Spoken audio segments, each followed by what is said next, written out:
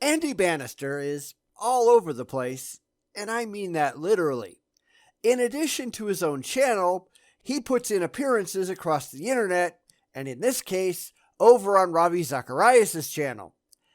But it's still the same old Andy, and this time he thinks he can prove God exists.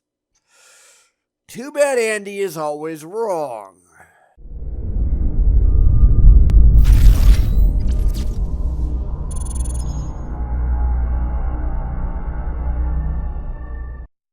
It's really kind of sad how the religious operate.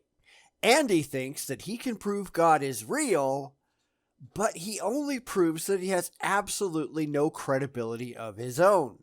He's not interested in reality, only in his religious fantasies. And that's why the religious don't want to talk to the skeptics, because we'll just point out all the various and sundry intellectual failures that the religious have. And this video is no different. So let's go watch Andy fall on his face once again as he tries and fails to prove that God is real.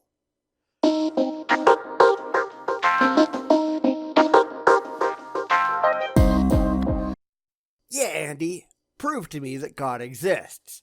That's all we've been asking you to do for all the years that we've been looking at your videos, and you've entirely failed to do so. Now, I guess you can't feel bad because you're hardly alone. No theist has been able to prove their imaginary friends are real, so it isn't just your failure, it's the failure of religion as a whole. Still, most theists don't get online and pretend they can prove their unseen and unknown magical father figure in the sky actually exists. You're just making a fool of yourself. But by all means, go ahead. Don't let me stand in the way of Andy Bannister proving that he's got no idea at all what he's talking about. Prove to me that God exists, skeptics sometimes demand. Well, think about the word proof for a moment. Cold, hard, strict proof really only exists in a few very narrow areas of human inquiry, such as maths or logic. No, not really. Now, it depends on how strictly that you want to use the word proof. When I'm talking about proof, I actually mean to present objectively verifiable evidence that whatever claim is being made is actually reasonable to accept. What Andy is trying here is yet another religious word game. They phrase it as proof so that they can ignore all of the people asking for evidence, because they have none. And that's no surprise. In most areas of human study, such as philosophy or art or history or even the sciences or law, for example, we don't rely on proof so much as looking where the evidence points. We weigh the evidence that we have and we determine what best explains the evidence. Well, yes and no. Just taking the law, for example, you can't go into a courtroom and consider the question of, did person A kill person B, then just invent an explanation that fits all of the evidence out of whole cloth, and declare that you somehow solved the case. You can't proclaim that invisible, intangible, universe-creating pixies actually committed the crime. You can't prove that they're real. In order to introduce them as supposed murderers, you'd have to demonstrate that they exist, and I don't think you can do that. But when it comes to religion, the religious arbitrarily pretend that some magic man in the sky did it without proving that this magic man in the sky is real. You haven't proved that this claimed solution of yours isn't imaginary. So why are we supposed to take you seriously again? I really don't understand. Let me illustrate. Imagine that I were to go for a walk in the woods near my house with my friend Tom. Now, I'm convinced that in these woods lives the Canadian national animal, the beaver. Tom is a skeptic. Well, after a few minutes walking, we come across some animal dung, some animal scat lying on the path in front of us. I point to it and I say, look, Tom, that's beaver scat, beaver dung, proof that beavers live in these woods. No, he says, shaking his head skeptically. Those were droppings left by the lesser spotted maple mouse. Now, this would be a better analogy if you argued that, say, Bigfoot lived in the woods. We have evidence that there are beavers. We know that they're real. We can prove it with evidence. We have no evidence for the existence of God. We don't know that your God is real. You're just assuming it, you aren't demonstrating it. You be sure to let us know when you can find Godscat. I think it's going to be a long wait. I shrug my shoulders, we walk on. A few minutes later, we see some trees standing by the side of the trail, bearing the clear signs of gnawing, of tooth marks a couple of feet off the ground. Look, I say, beavers bit those trees. Beavers have been at work in these woods. He shakes his head skeptically. No, says Tom. Those trees were chewed by deer. Very short deer with very sharp teeth. But again, you're doing this because you think it's ridiculous. But you can't actually rationally make the claim that it was Bigfoot that gnawed the trees. You are trying to equate something that can be proven to exist, like a beaver, with something that has not been proven to exist, like your God. This is a dishonest analogy, but hey, religion is dishonest, isn't it? It's an attempt to make an emotional case for something that has absolutely no rational basis, because it makes you feel good to believe in things for which you have absolutely no objectively verifiable evidence. Honestly, what's wrong with you, Andy?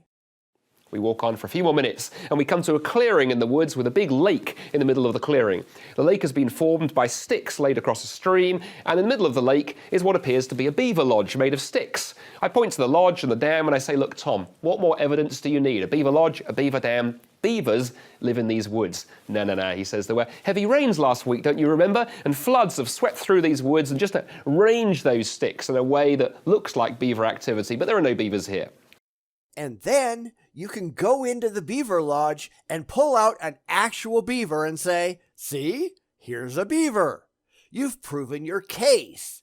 But what you can't do is pull out a god and say, see, here's my god. You can't do that. It's already been done with beavers. It's how we know there are beavers. Now, go do it with your god so that we know that your god is real. Let us know when you can do that. Until then, we have every reason to be skeptical, silly analogies or not. Well, as we leave the woods, I have to admit, I wasn't able to show Tom on that occasion a real live beaver. But we did see a number of pieces of evidence that are best explained by the hypothesis that beavers lived in the woods. Because that's the trick. We know beavers exist, and we've learned about what beavers do through direct observation of real beavers. But we have no reason to think that gods are real. You have never observed a real god to see what characteristics said god actually has. You don't know what evidence for gods would look like because you've never seen a real god. You are taking empty claims made about gods in books of mythology and pretending that they are realistic representations of what gods are actually like. And newsflash for you, Andy, they're not.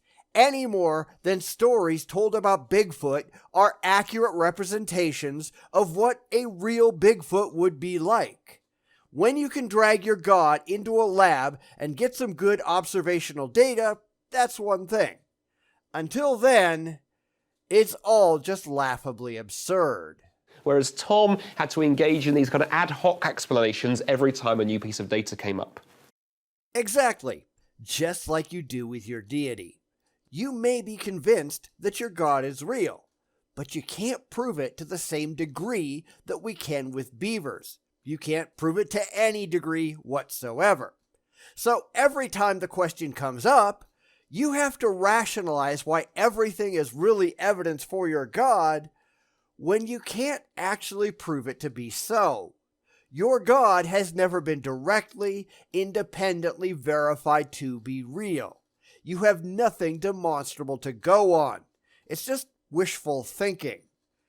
But We all know that you won't admit that, will you? I think something similar is going on when it comes to God.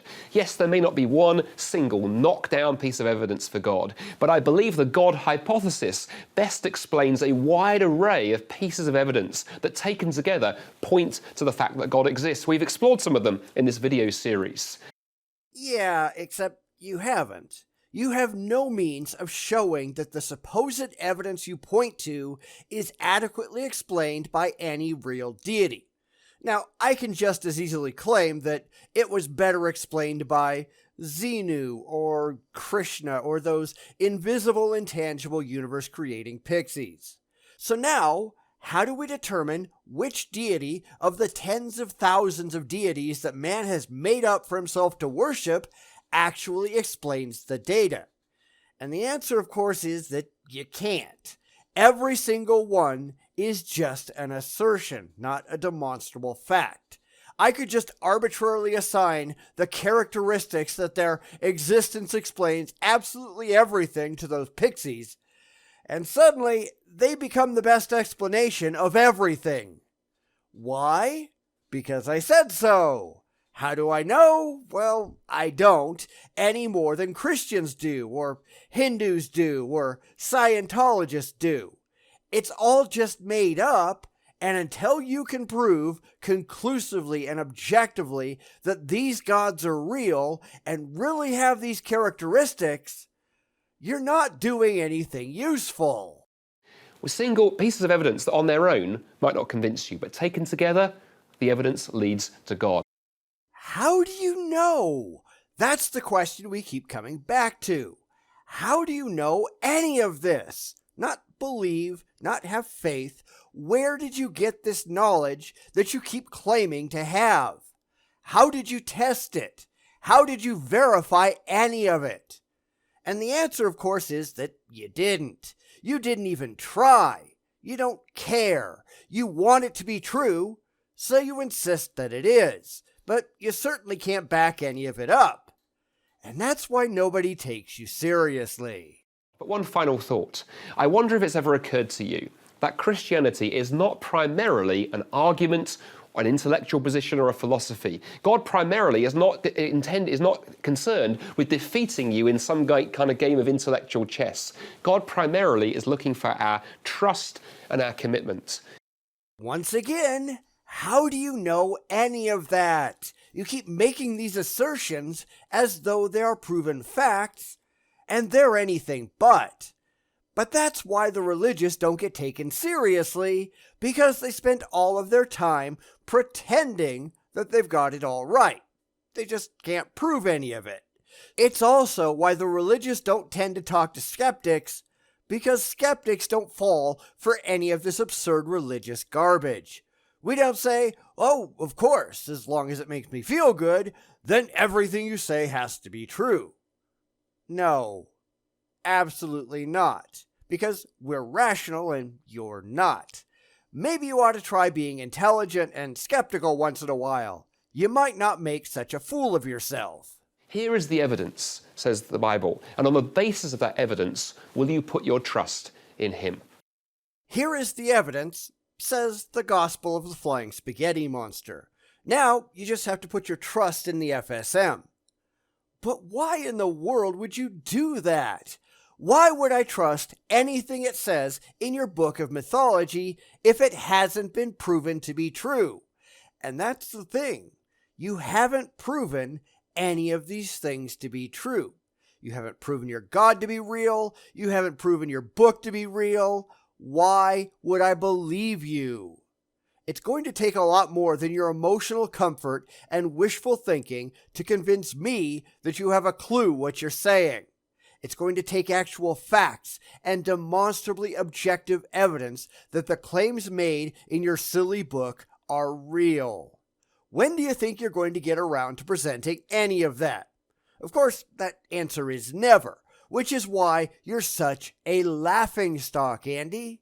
You're preaching to the choir because only the choir is stupid and gullible enough to believe what you say. The rest of us think that you're nuts. And I'm not quite sure why that's something you're proud of. Bum.